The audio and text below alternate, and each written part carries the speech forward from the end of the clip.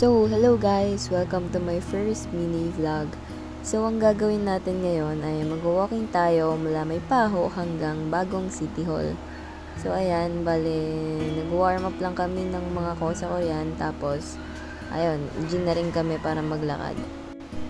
Ayan, habang nag-warm up kami dyan, bigyan ko muna kayo ng fun facts about walking.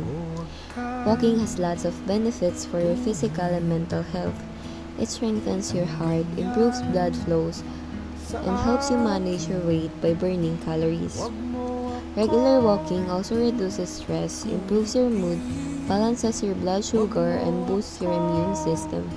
Plus, it protects your joints by keeping them flexible, and it can even help reduce cravings and lower the risk of some cancers.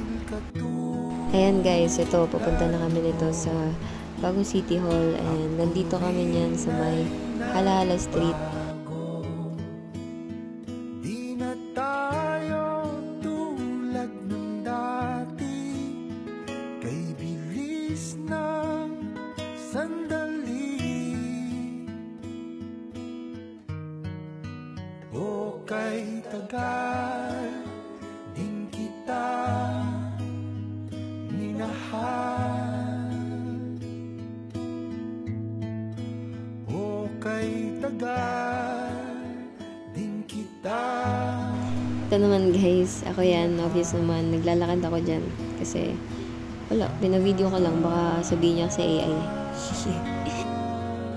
Nasa Marcela Street na kami nito guys, paakyat yan, tapos, ayan, paakyat na siya.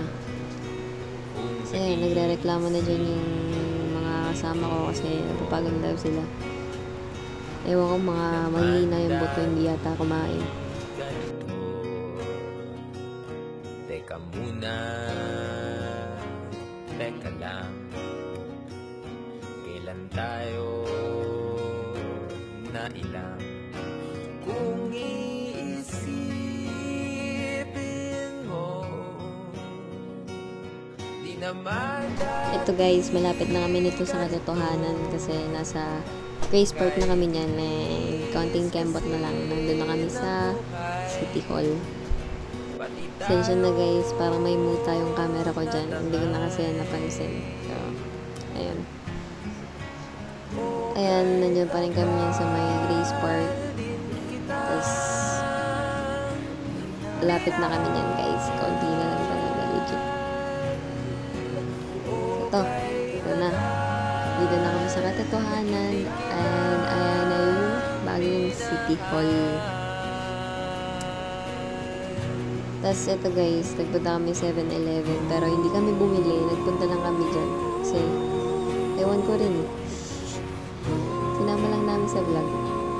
Ayan, para mag picture dyan sa salamin, ay mag video. Pauwi na kami nito guys. And ayun lang, that's all for today's video. Sana may natutunan kayo about walking.